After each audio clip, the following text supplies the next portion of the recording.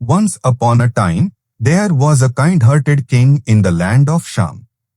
His people were very pleased with him. The king had a deep love for flowers and plants and had created a large royal garden in his palace. Every day, after breakfast, he would visit his garden. One day, after returning from his garden, he went to sleep.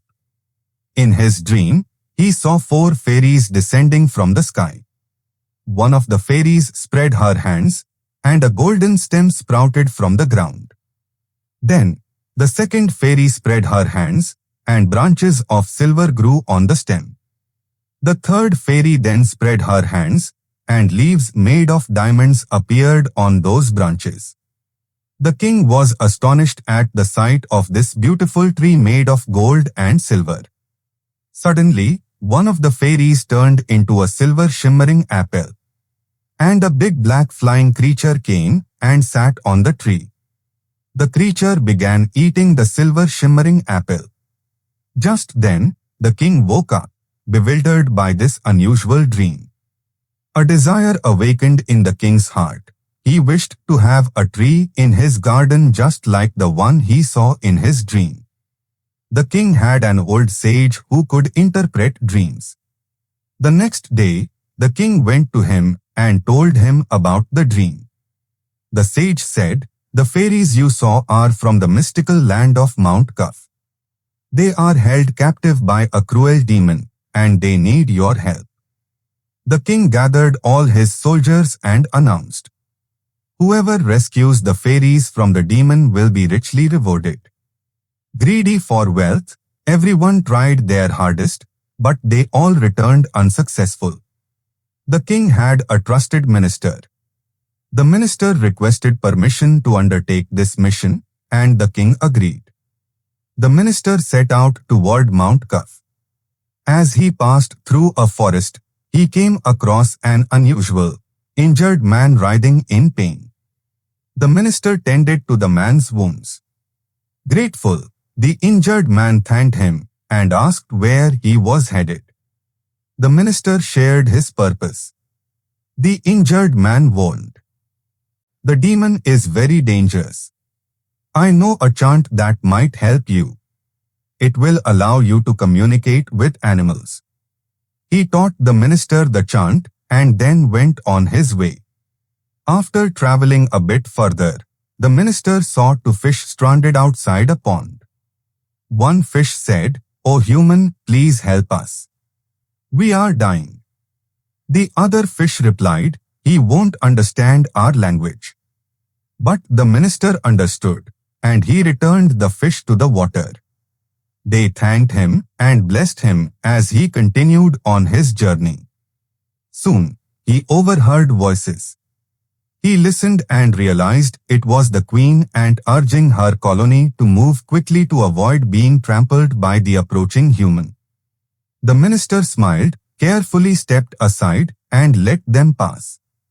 As he neared Mount Qaf, he spotted a dwarf trapped in some bushes. The minister freed him, and the dwarf thanked him, asking where he was going. The minister explained his mission. The dwarf said, "I have a cloak. If you wear it, you will become invisible. This will help you confront the demon." The dwarf gave him the cloak, and the minister gratefully continued on his journey. At last, he reached Mount Qaf and saw a magnificent palace guarded by 2 strange creatures. He donned the cloak, becoming invisible, and slipped past the guards.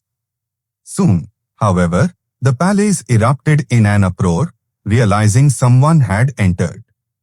The tall demon was very furious at this. But before the demon could act, the minister appeared and calmly explained that he meant no harm. He only wished for the fairies' freedom and was willing to offer anything in return. The demon laughed. But the minister assured him he would fulfill any demand. The demon told him that if he do his task, he will release those fairies. The minister agreed on it. The demon then removed a beautiful ring from his finger and threw it into a river, saying, "I want this ring back by morning." The minister worried about finding the ring in such a vast river, but he remembered the fish. He called them and explained the situation. The fish promised to find the ring by dawn. And they did, delivering it to him. The minister presented the ring to the demon. The demon, impressed but undeterred, set another task. He poured 3 sacks of millet onto the ground, saying, "By noon tomorrow, I want all this millet back in the sacks." The minister was troubled again. But soon, an army of ants arrived and filled the sacks by noon. The demon was astonished.